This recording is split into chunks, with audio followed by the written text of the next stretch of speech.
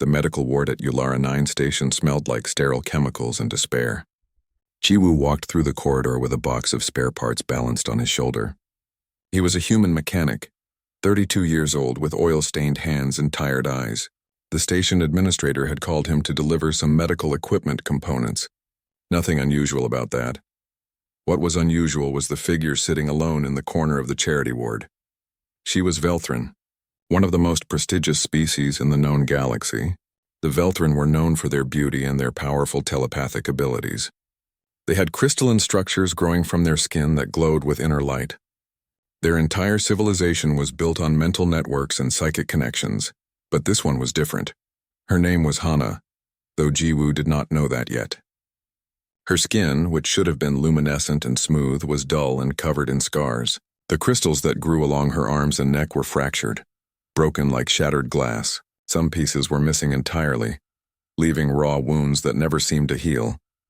Jiwoo felt it the moment he stepped into the room. A wave of pain crashed into his mind.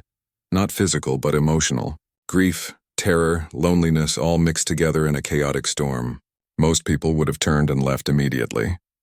The feeling was overwhelming, like drowning in someone else's nightmare. But Jiwoo had felt worse things in his life.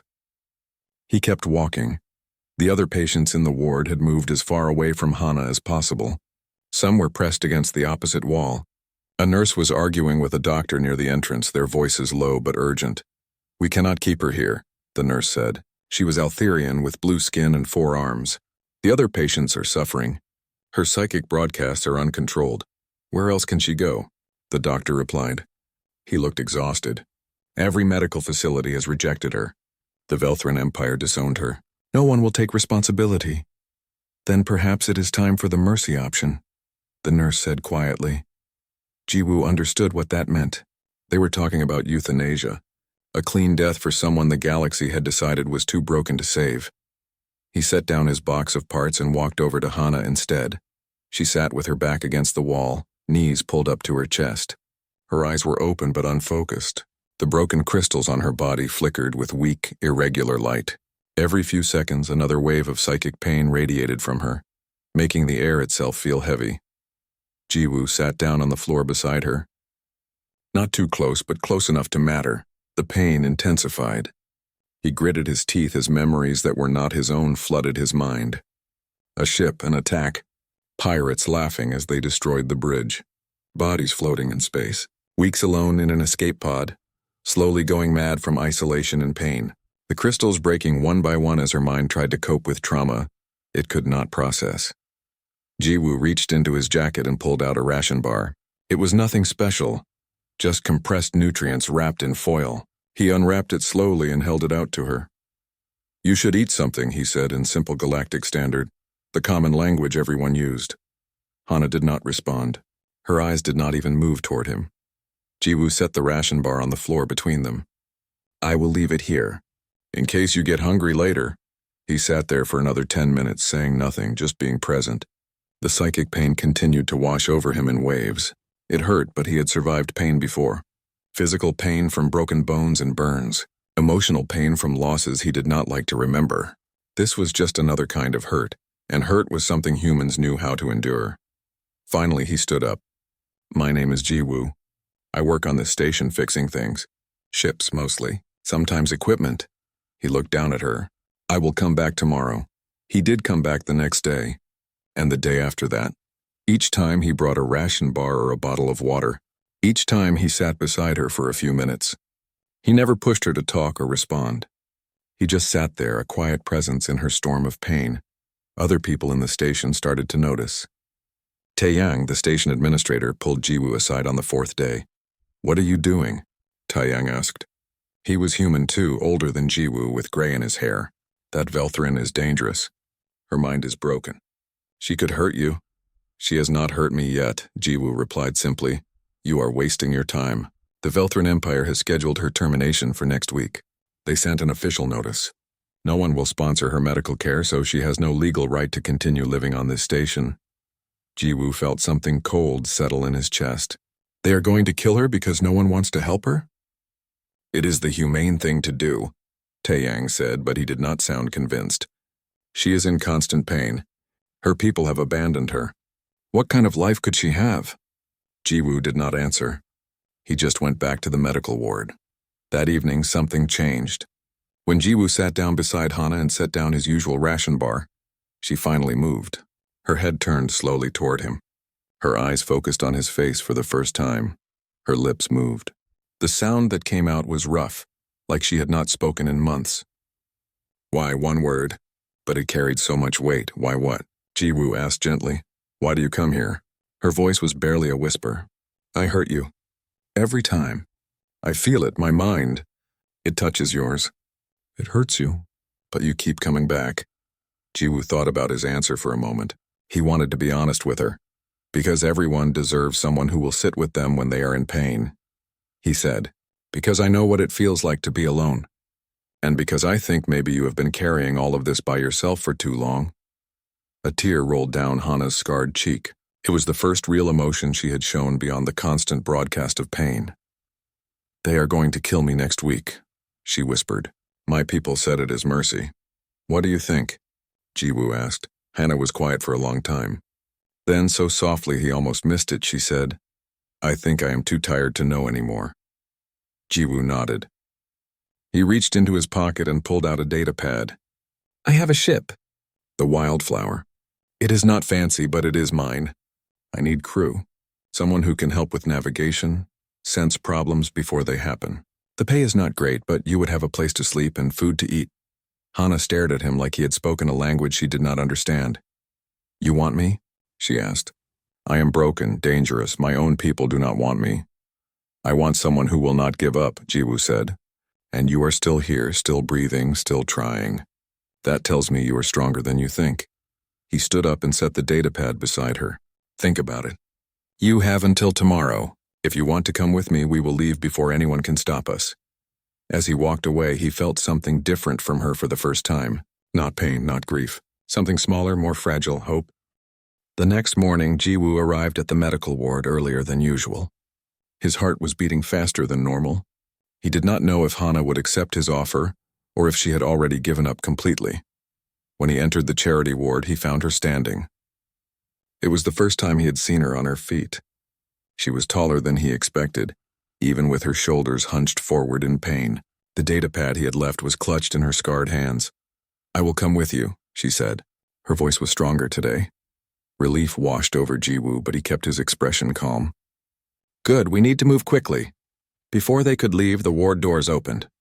A woman in official Velthrin robes entered, followed by 2 security officers.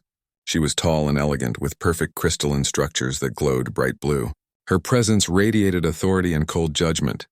Hana of the Broken Line, the woman said in a formal tone. I am Observer Nari, sent by the Velthrin Council of Elders. You have been scheduled for ceremonial release from suffering. It is time. Hana took a step backward, closer to Jiwoo. She is leaving with me, Jiwoo said firmly. She has accepted employment on my ship. Nari turned her gaze to Jiwoo. When she looked at him, he felt the pressure of her mind touching his, testing him. It was different from Hana's chaotic broadcasts. This was controlled, sharp, invasive. You are human, Nari said with clear disdain.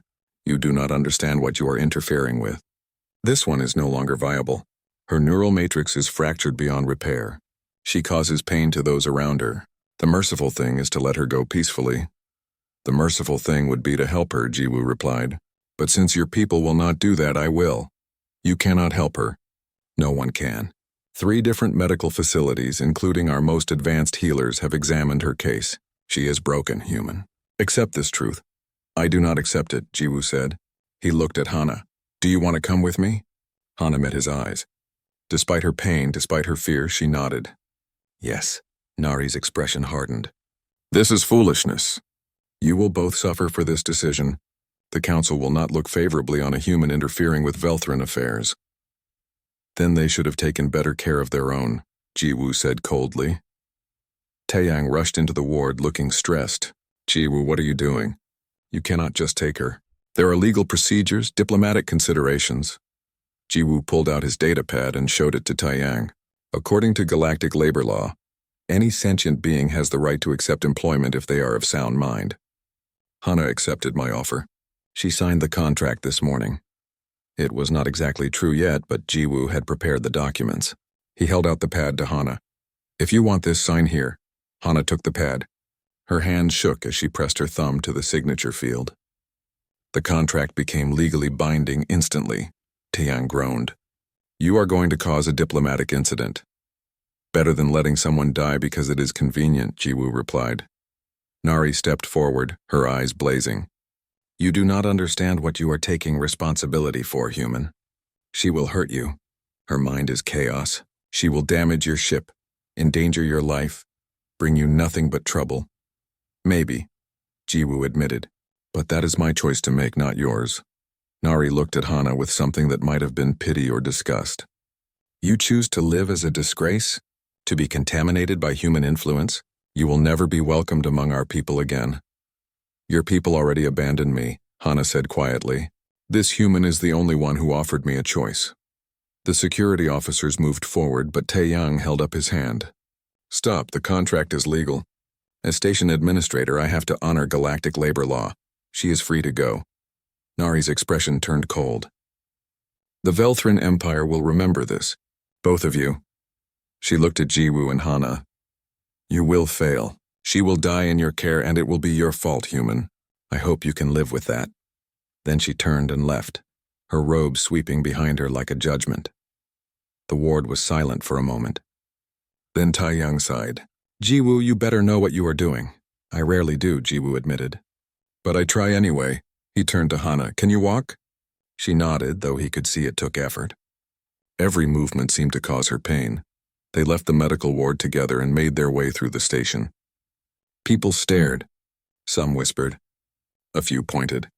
The sight of a human with a broken Velthrin was unusual enough to draw attention. Jiwoo led her to the docking bay where the Wildflower waited. His ship was not impressive. It was an old cargo vessel, modified with parts from a dozen different manufacturers. The hull was patched in several places and the paint had faded to a dull gray. But it was reliable and it was home. "This is it," Jiwoo said as they climbed aboard. "Not much to look at, but it flies well." Hana looked around the interior with wide eyes. It was the first time she had been on a ship since her traumatic rescue months ago. Jiwoo could feel her fear spiking, her broken telepathy broadcasting memories of the pirate attack. "Hey," he said gently, "you are safe here. I promise." He showed her to a small cabin near the engine room. It was plain but clean, with a bed, a storage locker, and a small desk. "This is yours," Jiwoo said. "I am going to install some dampening fields around this room. They should help contain your psychic broadcasts so you can rest without hurting yourself or me." Hana sat down on the bed slowly. She looked exhausted. "Why are you doing this? You do not know me. I could be exactly what Observer Nari said. Dangerous. Broken beyond repair." Jiwoo leaned against the doorframe. "You want to know the truth? 5 years ago, I lost everyone I cared about. My family was on a colony that failed. Life support broke down, and I was off-world when it happened. When I got back, they were all gone." He paused, old pain flickering across his face. "For a year after that, I did not care if I lived or died. I took dangerous jobs, did not maintain my equipment properly, stopped eating regularly. I was broken too, in my own way." "What changed?" Hana asked quietly. "Someone helped me. An old engineer named Quan. He hired me even though I was a mess. He gave me work to do, a reason to get up in the morning. He never tried to fix me. He just gave me space to figure out how to keep going." Jiwoo smiled slightly. "Quan died 2 years ago. Natural causes. But before he passed, he told me something. He said the universe is full of broken things, and the most important skill anyone can learn is how to hold the pieces together until they can figure out a new shape." "I am not sure I can find a new shape," Hana whispered. "You do not have to figure it out today," Jiwoo said. "Just rest. We will take things one day at a time." He left her alone and went to the bridge. As he prepared the ship for departure, he received a message from Taeyang. "The Velthrin Empire has filed a formal complaint with the Galactic Council. They are claiming you stole their property." Jiwoo typed back a short reply. "She is not property. She is crew." He initiated the launch sequence. The Wildflower lifted off from Ulara 9 station and headed into open space. Behind them, Jiwoo knew there would be consequences. The Velthrin Empire was powerful, and they did not forget insults. But when he checked on Hana an hour later, He found her asleep in her new cabin. The dampening fields were working. Her face, for the first time since he had met her, looked peaceful. Whatever consequences came, Jiwoo decided it had been worth it. The first week aboard the Wildflower was difficult. Hana spent most of her time in her cabin. The dampening fields helped reduce her psychic broadcasts, but they could not stop the pain entirely. Jiwoo could feel it whenever he walked past her door, a constant low hum of suffering that never quite went away. He did not push her to come out. Instead, he established simple routines. Every morning, Jiwoo knocked on her door and left a tray of food outside. He learned quickly what Velthrin could eat. Their diet was mostly plant-based proteins and certain mineral compounds that helped maintain their crystalline structures. Jiwoo was not a great cook, but he could manage simple meals. "Breakfast is outside your door," he would call through the metal. "No pressure to eat it if you are not hungry." The first few days, the food went untouched. On the fourth day, he found the tray empty. It was a small victory, but it mattered. In the afternoons, Jiwoo did maintenance work on the ship. The Wildflower was old and needed constant attention. He would leave Hana's door open while he worked nearby, talking to himself about what he was fixing. "The coolant system is acting up again. Not a major problem, just annoying. The filter probably needs replacing. I have a spare in storage somewhere." He was not really talking to the ship. He was letting Hana know she was not alone, that life was continuing around her, that she was safe. After a week, she opened her door while he was working on a panel in the corridor. "Can I watch?" she asked hesitantly. Jiwoo looked up and smiled. "Of course. Pull up that crate and sit down." Hana sat nearby while he worked. She did not say anything, just observed. Her broken crystals flickered weakly in the ship's artificial light. "You do not have to stay if it is boring," Jiwoo said. "It is not boring," Hana replied softly. "It is peaceful. You are not afraid of me." "Why would I be afraid? Everyone else is. They feel my pain and they run. But you do not." Jiwoo set down his tools. "I do feel it, your pain. It is there all the time, like static in the background. But pain is just pain, Hana. It is not who you are." She was quiet for a long moment.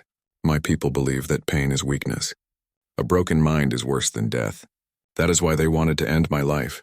"Your people are wrong," Jiwoo said simply. "Pain is just proof that you survived something difficult.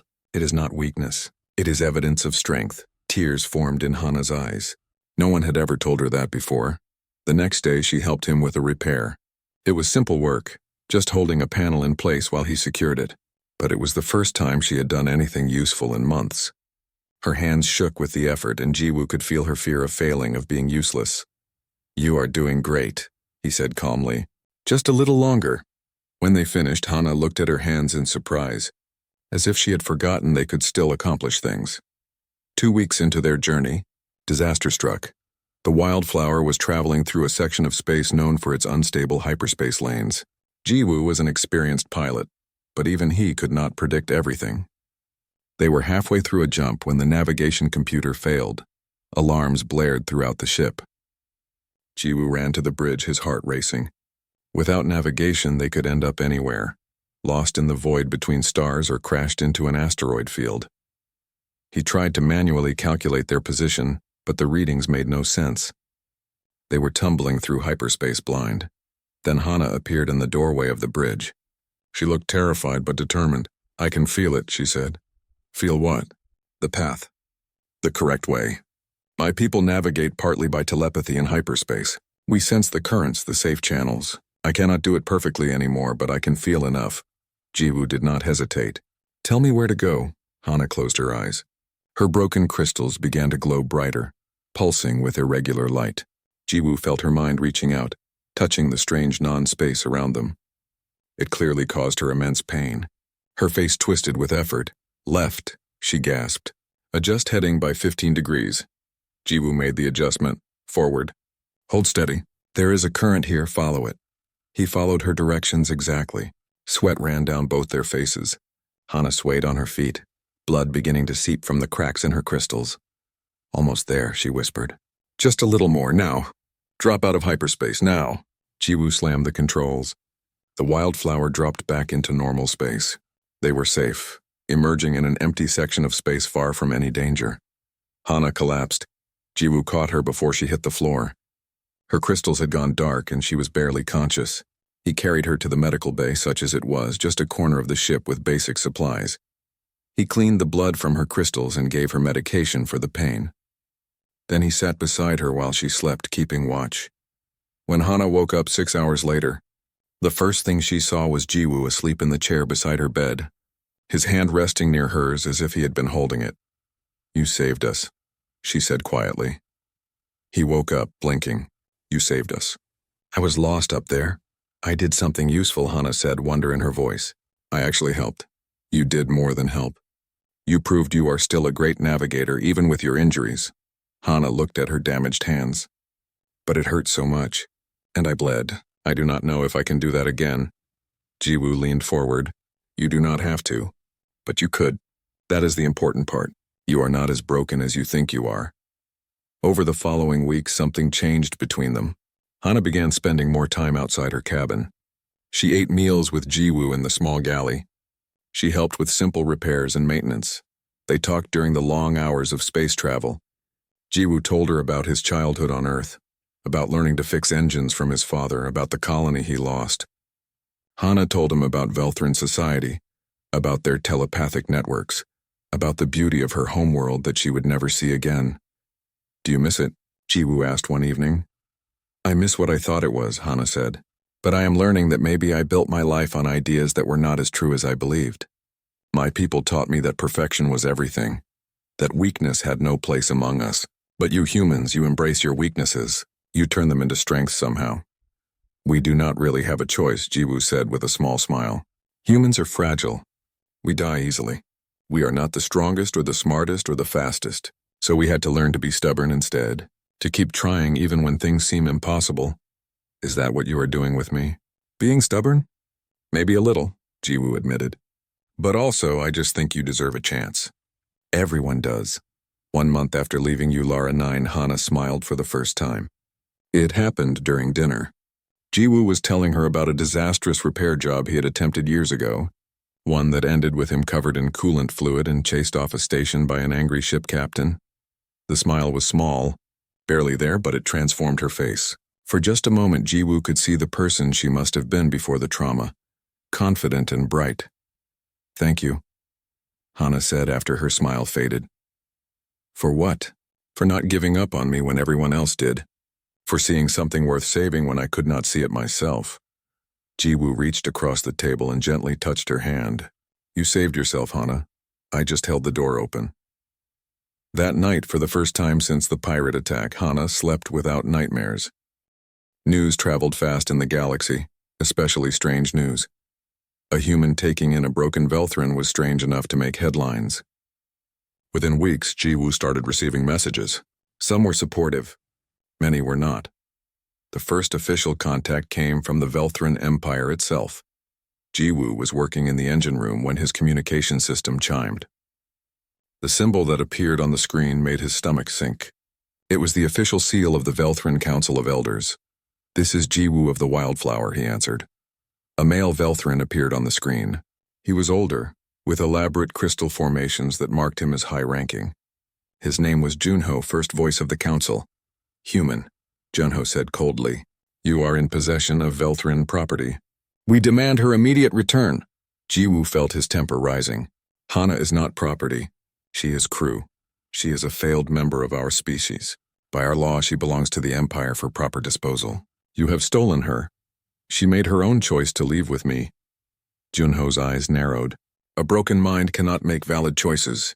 You took advantage of her damaged state. This is theft and an insult to the Velthran people." "With respect," Jiwoo said, trying to keep his voice level. "Your people abandoned her. You left her to die alone. I gave her a choice you refused to offer. You understand nothing of our ways, human. Hana's continued existence is an insult to everything we are. Her broken crystals, her damaged mind. These things bring shame to all Velthran. The merciful thing is to let such ones pass peacefully into death. Mercy would be helping her heal." Jiwoo shot back. "There is no healing for one so broken. We demand you return her within 10 standard days or face consequences." The communication ended abruptly. Hana had been listening from the doorway. Jiwoo turned to find her there, her expression unreadable.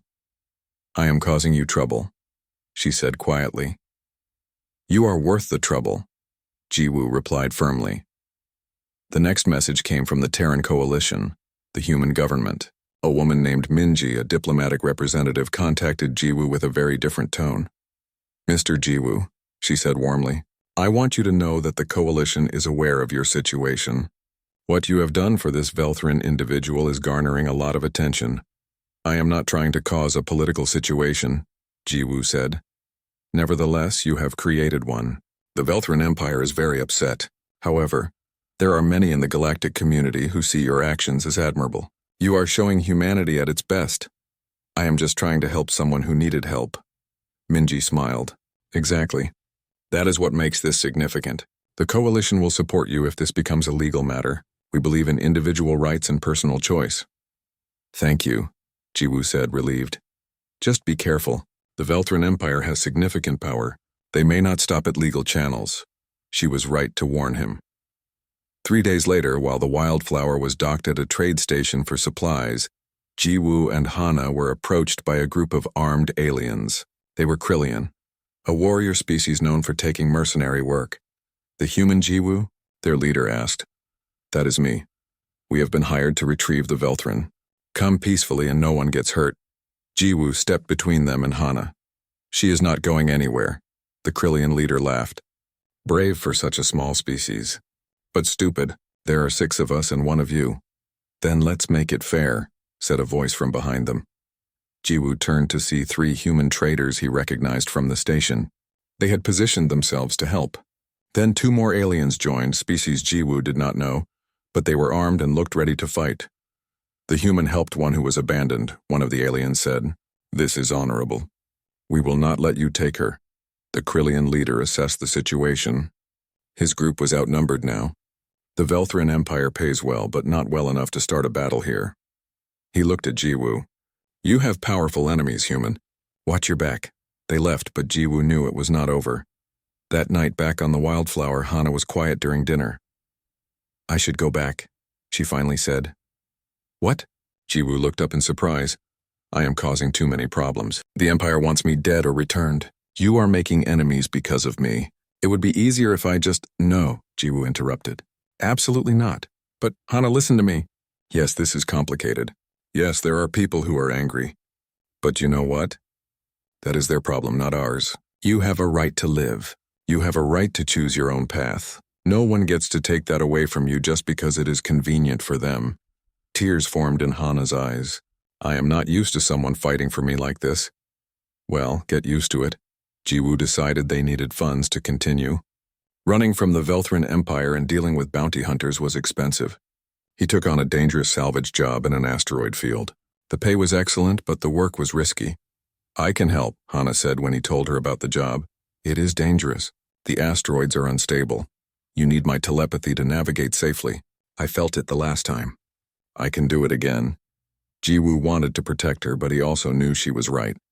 They would have a much better chance with her help. They entered the asteroid field together. Hana sat in the co-pilot seat, her eyes closed, feeling the movements of the rocks around them. Her crystals glowed with effort, and Jiwoo knew it hurt her, but she did not stop. There, she said, pointing. That structure.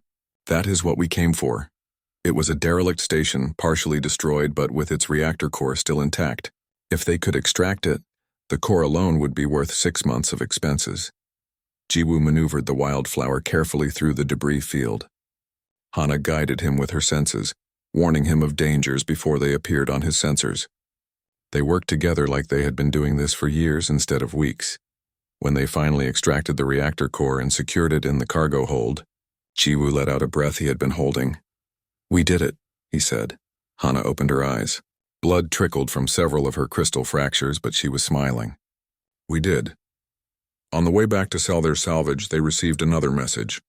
This one was from a young Velthran woman named Bora. Please do not shut off this message, she said quickly. My name is Bora. I am a junior member of the science cast. I heard about Hana, about what the human did for her. I wanted you to know that not all Velthran agree with the council. There are some of us who think our ways are too rigid, too cruel. We just cannot speak openly. Hana listened to the message with wide eyes. I cannot offer much help, Bora continued. But I wanted you to know that you are not alone. What you are doing matters. It is making people question things we have always accepted without thought. Please keep fighting. The message ended. Hana looked at Jiwoo. Other Velthrin are watching, thinking maybe things could change.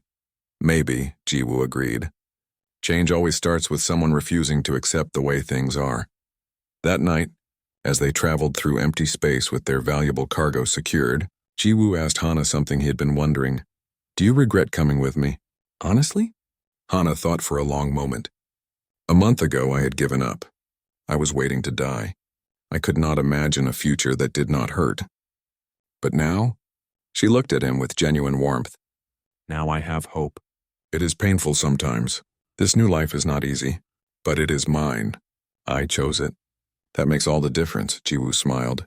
Good, because I have gotten used to having you around. You are good crew. You are good crew too, for a human. They both laughed, and for a moment the galaxy's problems seemed very far away. 3 months after leaving Ulara 9, Hana collapsed. Jiwoo found her unconscious on the floor of her cabin. Her crystals were darker than he had ever seen them, barely flickering with life. When he checked her vital signs, his hands shook. Her body temperature was dropping and her breathing was shallow. He carried her to the medical bay and did everything he could with the limited equipment he had. But it was not enough. Whatever was happening to her was beyond his ability to fix. Jiwoo sent out an emergency call to every medical facility within range. Most refused to help when they learned she was Velthrin. A few said they did not have the expertise. One simply hung up without responding. Finally, a human colony responded. New Busan, a settlement on the edge of human space. Bring her here, the doctor said. His name was Hyun, and his voice was calm and professional. We will do what we can. Jiwoo pushed the Wildflower's engines harder than was safe. The journey to New Busan took 2 days. Hana drifted in and out of consciousness. When she was awake, she could barely speak. Am I dying? She whispered once. No, Jiwoo said firmly, though fear twisted in his chest.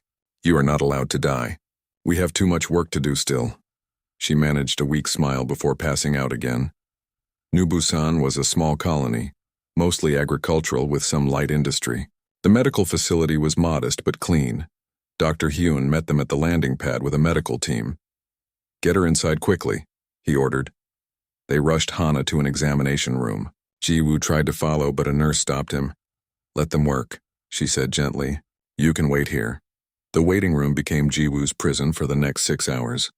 He paced back and forth, unable to sit still. Other people came and went, giving him curious looks but leaving him alone.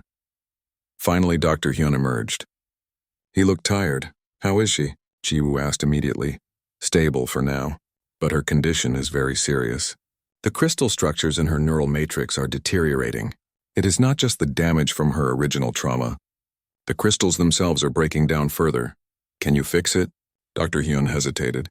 Our standard medical procedures cannot repair Velthrin neural structures. They are too different from anything we normally work with. However, I have an idea. It is experimental and risky. Tell me. They sat down and Dr. Hyun pulled up images on his datapad. Velthrin crystals are organic technology, essentially.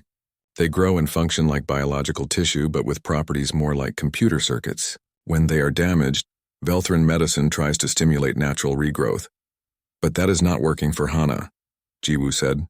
Correct. Her crystals are too damaged to regenerate on their own. But what if we do not rely on natural regrowth? What if we supplement it? I do not understand. Dr. Hyun showed him detailed diagrams. We have developed biosynthetic crystals for human neural implants. They are designed to interface with organic tissue. If we could adapt this technology, we might be able to create artificial crystal structures that could integrate with Hana's damaged ones. You want to give her human technology? In a way, yes. We would grow synthetic crystals that match her biological patterns but with enhanced stability. Then we would carefully graft them onto her existing neural matrix. The synthetic crystals would support the damaged organic ones, possibly even stimulate them to heal. Jiwoo thought about Observer Nari's words back on Ulara 9. The Velthrin considered their purity important. Mixing their biology with human technology would be seen as contamination. What are the risks? He asked, significant. The procedure has never been attempted on a Velthrin. We do not know if her body will accept the synthetic crystals. There is a chance of rejection, which could kill her. Even if successful, the grafts might not work as intended. Her psionic abilities could be permanently altered or lost entirely. And if we do nothing, she will die within a month. Maybe less. Jiwoo closed his eyes. I cannot make this choice for her. She has to decide. When Hana woke up several hours later, Jiwoo was sitting beside her bed. He held her hand gently and explained everything Dr. Hyun had told him. Hana listened quietly, her weak crystals pulsing slowly. Human technology inside me, she said when he finished. The council would say I am better off dead than contaminated. What do you say? Jiwoo asked. Hana looked at him with tired but clear eyes. I say the council abandoned me months ago. I say that human technology and human kindness are the only reasons I am still alive. I say that you have shown me there is more than one way to live, more than one definition of worth. She squeezed his hand weakly. I want to try. I want to live. Jiwoo felt relief wash over him. Then we will do it. The surgery was scheduled for 2 days later. Dr. Hyun assembled a team of specialists, including an engineer named Doyen, who worked with biosynthetic materials, and a neuroscientist named Yoonji who had studied alien neural systems. The night before the procedure, Jiwoo could not sleep. He went to Hana's room and found her awake too. Nervous? He asked. Terrified, she admitted. What if it does not work? What if I wake up and I am not myself anymore? Jiwoo sat on the edge of her bed. Then we will figure it out together. Whatever happens, you are not alone. Why? Hana asked. Why do you care so much? You could have left me on that station. You could have walked away at any point. Why did you stay? Jiwoo thought about his answer. Do you remember what I told you about losing my family? About being broken afterward? Hana nodded. What I did not tell you is that I tried to end my own life. Twice. I thought there was no point in continuing, but both times someone stopped me. The first time it was Kwan, the engineer I mentioned. The second time it was a complete stranger, a woman I never saw again. She just sat with me and talked until the moment passed. Tears formed in Jiwoo's eyes. Those people saved my life by refusing to give up on me when I had given up on myself. I am here because someone thought I was worth saving. How could I not do the same for you? Hana reached up and touched his face gently. You are a strange human, Jiwoo, but I am grateful for your strangeness. The surgery began early the next morning. It took 18 hours. Jiwoo waited in the hospital lobby. As word spread about what was happening, other humans from the colony started arriving. They brought food and coffee. They sat with Jiwoo, keeping him company. A trader named Minho, who had helped scare off the bounty hunters weeks ago, showed up around hour 10. Heard you needed some support, Minho said, sitting down beside Jiwoo. You did not have to come. Sure I did. What you are doing for that Velthrin, it is what humanity is supposed to be about. Looking out for each other even across species lines, especially when no one else will. As the hours dragged on, more people came. Engineers, farmers, pilots, shopkeepers. None of them knew Hana personally, but they knew her story. They knew that one of their own was fighting for someone the rest of the galaxy had thrown away. When Dr. Hyun finally emerged, it was nearly midnight. He looked exhausted, but he was smiling. She made it through, he said. The graphs are holding. Her vital signs are stable. Jiwoo felt his knees go weak with relief. Can I see her? She is in recovery and will be unconscious for another day at least. But yes, you can sit with her. Hana looked small and fragile in the hospital bed, connected to various monitoring devices, but her crystals Jiwoo could see the change immediately. Where there had been only broken, dull fragments, now there were new growths. They were slightly different in color, with a faint metallic sheen that marked them as synthetic, but they glowed steadily, pulsing in rhythm with her heartbeat. Jiwoo sat beside her and took her hand. You did it, he whispered. You made it through. Outside the window, he could see the lights of New Busan Colony. Somewhere in the galaxy, the Velthrin Empire probably already knew what had happened. They would be angry. They would see this as desecration, as proof that Hana was truly lost to them. But as Jiwoo watched Hana breathe steadily, her new crystals glowing with life, he knew they had made the right choice. Humanity had offered a different way, and Hana had been brave enough to take it. Hana woke 3 days after the surgery. The first thing she felt was different. Not wrong, just different. The constant pain that had lived in her mind for months was quieter now, muted to a background hum instead of a screaming storm. Her crystals still ached, but it was manageable. She opened her eyes and saw Jiwoo asleep in a chair beside her bed, his head tilted at an uncomfortable angle. He had clearly been there for hours. "Jiwoo," she said softly. He woke immediately, looking disoriented for a moment before focusing on her. Relief flooded his face. "You are awake. How do you feel?" Hana considered the question. Different. Better, I think. But strange. She raised her hand and looked at her crystals. The new synthetic growths gleamed among the organic ones. "I am not fully Velthran anymore, am I?" "You are exactly who you choose to be," Jiwoo said firmly. Over the next 2 weeks, Hana learned what her new crystals could do. Dr. Hyun ran tests while Doyun and Yoonji monitored the integration. The results were remarkable. Her telepathy had changed. It was less powerful than before her injury, but far more controlled. She could shield her thoughts now, something she had struggled with when her crystals were shattered. The synthetic structures seemed to act as regulators, smoothing out the chaotic broadcasts that had plagued her. But there was something new. Hana discovered she could sense electronic systems now, feel the flow of data through computer networks. It was a side effect of the biosynthetic crystals which were designed to interface with technology. "This is incredible," Yoonji said during one test. "You are bridging biological telepathy and digital networks. You are something entirely new." News of the successful surgery spread quickly. Within days, the Velthran Empire responded. Jiwoo and Hana were on the Wildflower, preparing to leave New Busan, when they received an official summons. The Galactic Council was calling them to Concord Station for a formal hearing. The Velthran Empire was pressing charges. "Charges for what?" Hana asked. Jiwoo read the document. "Theft of Velthran cultural property, which is you. Unauthorized medical experimentation on a Velthran citizen. Desecration of Velthran biological heritage. And violating about a dozen diplomatic protocols. What will happen if we lose? They will take you back. Force you to undergo corrective termination is how they phrase it. And I will probably spend several years in a detention facility." Hana felt fear twist in her chest. "We could run. Disappear into the outer systems where the Council has no authority." "We could," Jiwoo agreed. "But then we would be running forever. And you would never be truly free." He looked at her seriously. "I think we should go. Fight this properly. Show the galaxy that you had the right to choose your own path. You are asking me to stand in front of the entire Galactic Council and defend my existence. I am asking you to tell your story. Let them see you are not broken property. You are a person who made a choice." Hana was quiet for a long moment. Then she straightened her shoulders. "Then we go." Concord Station was massive, a neutral meeting place where all galactic species could gather.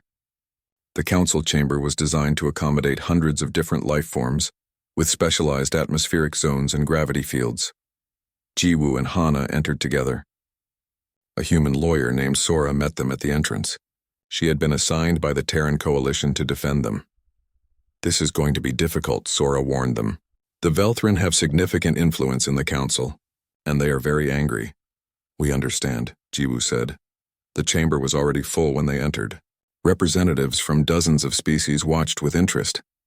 This case had become famous, a test of individual rights versus cultural sovereignty. The Velthran delegation sat in a place of honor. At their head was Kang, an elderly male with elaborate crystal formations that marked him as a senior elder. His expression was cold and judgmental. The judge was an arbiter, a species specifically evolved to be neutral and fair. Her name was unpronounceable to most species, but she was known for her wisdom. "This council is convened," the arbiter announced in a voice that resonated through the chamber. "The Velthran Empire brings charges against Jiwoo of Earth and Hana of the Broken Line." Kang stood to present the prosecution's case. "Honored arbiter, this is a simple matter of law and dignity. Hana was a failed member of our species, broken beyond repair. By Velthran law, such individuals belong to the Empire for proper care and eventual merciful release." "She was abandoned," Jiwoo muttered. Sora touched his arm, warning him to stay quiet. "This human," Kang continued with disdain, "stole Hana from proper custody and subjected her to barbaric experimentation. He contaminated her pure Velthran biology with crude human technology. This is desecration of the highest order." Kang showed images of Hana's new crystals to the council. "See how she has been defiled. Those synthetic growths are an insult to everything Velthrin represents. This human has destroyed what remained of her dignity. When Kang finished, Sora stood to present the defense. The prosecution speaks of ownership and contamination, she said clearly. But they ignore the most important question. What did Hana want? She was conscious and capable of making decisions. She chose to leave with Jiwoo. She chose to undergo the medical procedure. At every step, she exercised her will as a free individual. She was not capable of making rational choices, Kang interrupted. Her mind was broken. Her mind was traumatized, Sora corrected. But trauma does not remove personhood or agency. If we accept the prosecution's argument, we are saying that anyone who suffers mental distress becomes property to be disposed of as others see fit. Is that the precedent this council wants to set? Murmurs ran through the chamber. Several species shifted uncomfortably. Mental health issues existed across all cultures. The defense will present its case, the arbiter ruled. Sora called Jiwoo first. He told his story simply, explaining how he met Hana, how he offered her a choice when no one else would, how they had worked together and built trust. I did not steal her, Jiwoo said firmly. I offered her employment. She accepted. Everything we have done since then has been her choice. When the prosecution questioned him, Kang was aggressive. You had no right to interfere with Velthrin affairs. I had every right to help someone who needed help. You are human. You cannot understand our ways. I understand that she was suffering and alone. I understand that your ways abandoned her when she needed help most. You contaminated her with your inferior technology. Jiwoo's temper flared. That inferior technology saved her life. Something your advanced society refused to do. The chamber erupted in noise. The arbiter called for order. Then it was Hana's turn to testify. She walked to the witness platform alone. Every eye in the chamber followed her. She looked different now, stronger. Her crystals glowed steadily, the synthetic ones gleaming among the organic. She stood straight, meeting the gaze of the council without flinching. I am Hana, she began. I was born on Veltus Prime. I served on the navigation vessel Bright Path. I loved my work and my people. Then pirates attacked. My crew died. I survived, but I was broken. Her voice remained steady as she described the months after her rescue. The rejection by medical facilities. The isolation in the charity ward. The decision by her own people that she should die rather than live imperfectly. I gave up, she said simply. I accepted that my life was over. Then Jiwoo sat beside me and offered me food. He did not try to fix me or judge me. He just sat with me, day after day. She looked directly at Kang and the Velthrin delegation. My people say I am no longer Velthrin because I carry human technology within me. They say I am contaminated, defiled, an insult to Velthrin purity. But I ask the council, what is more insulting, to help someone heal in a new way, or to abandon them entirely?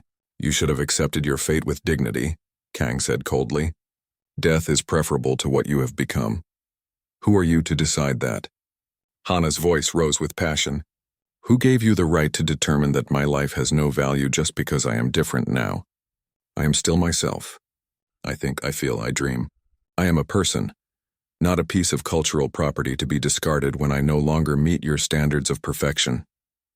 The chamber was absolutely silent. Jiwoo did not contaminate me. Hana continued. He saved me. Not just my life, but my sense of self. He reminded me that I matter, that I have worth beyond my usefulness or my appearance. If that makes me less Velthrin in your eyes, then perhaps I was never what you claimed to be in the first place. She turned to address the entire council. I stand before you as something new, not fully Velthrin, not human, but myself. I ask this council to recognize my right to exist, to choose my own path, to define my own identity. I ask you to see me as a person, not property. When she finished, she walked back to her seat beside Jiwoo. He reached over and took her hand. The arbiter deliberated for 2 hours. When she returned, her expression was unreadable. This case touches on fundamental questions of personhood and autonomy. After careful consideration, this council rules in favor of the defendants. Relief flooded through Jiwoo. Hana closed her eyes, tears streaming down her face.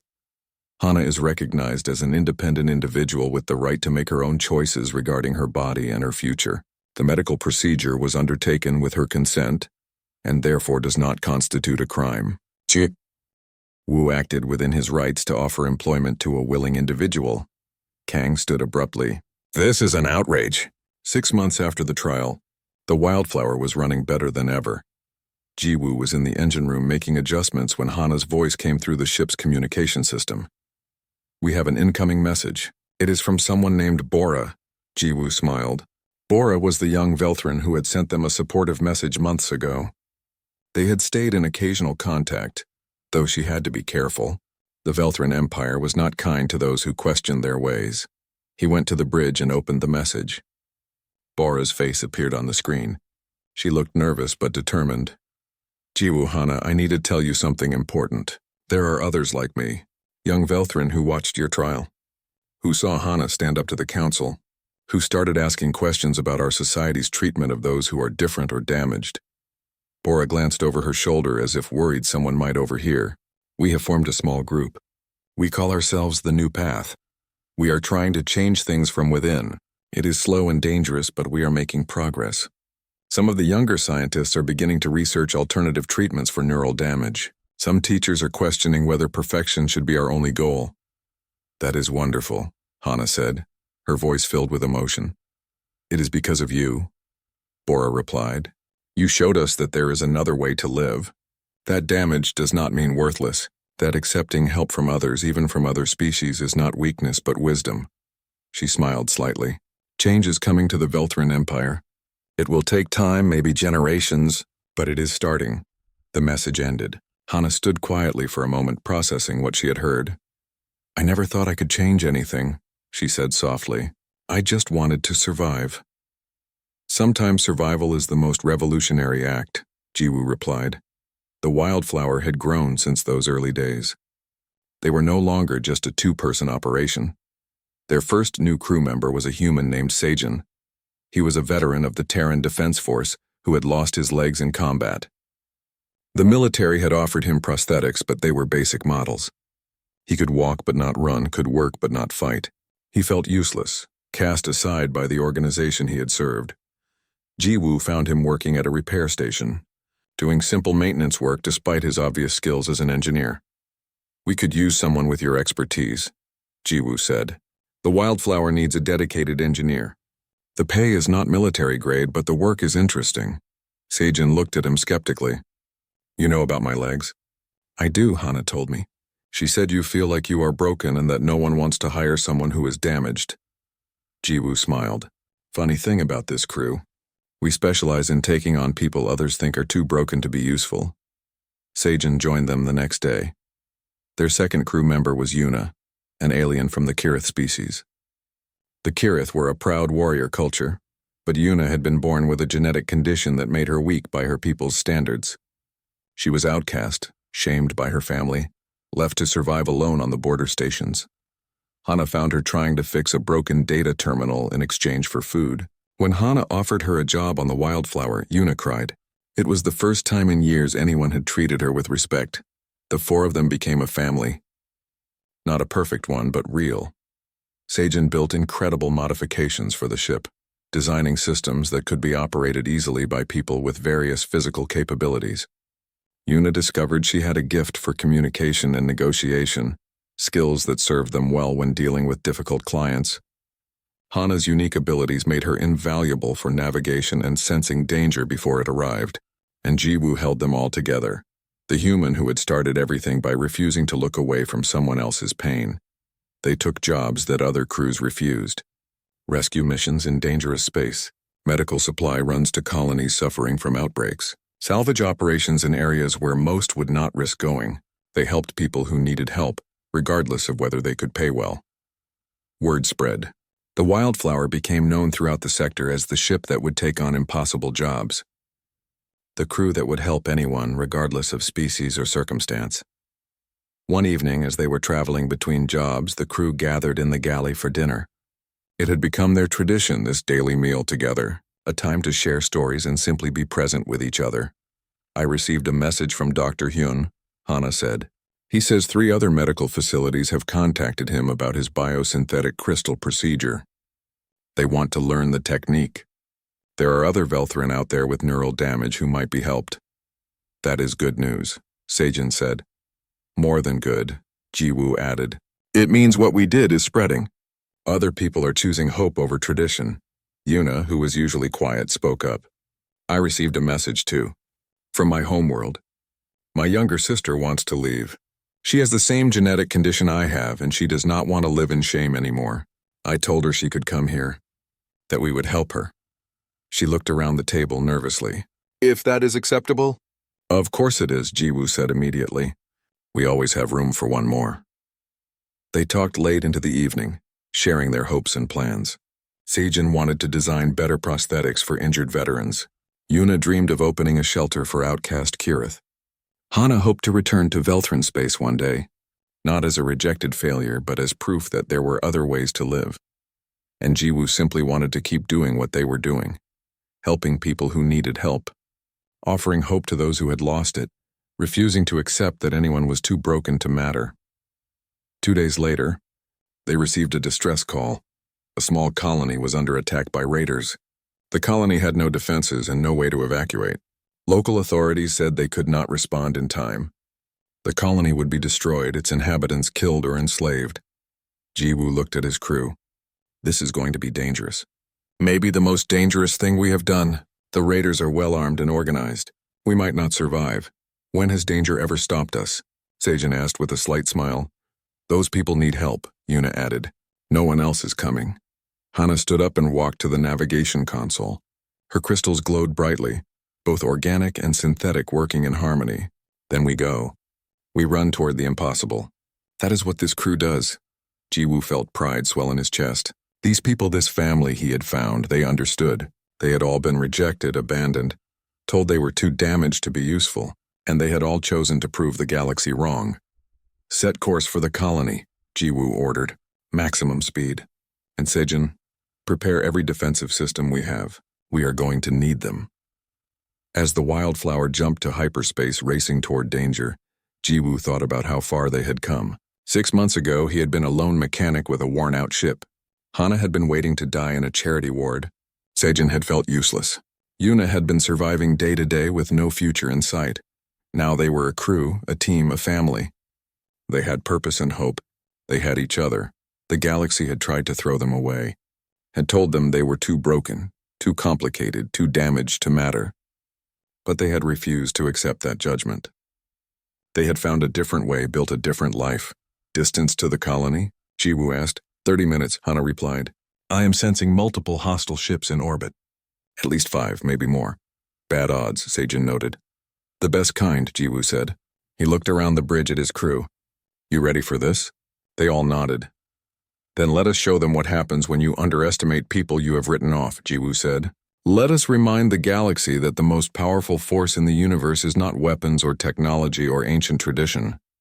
It is people who refuse to give up on each other. Yuna checked the weapon systems. All defensive arrays are online. Sejin monitored the engines. Power levels optimal. The modifications are holding. Hana closed her eyes, extending her senses forward through space. The colony is still there. We are not too late. Good, Jiwoo said. He gripped the controls and felt the familiar thrum of the wildflower beneath him. This ship had carried them through so much. Through doubt and fear and impossible odds. It had brought them together and kept them safe.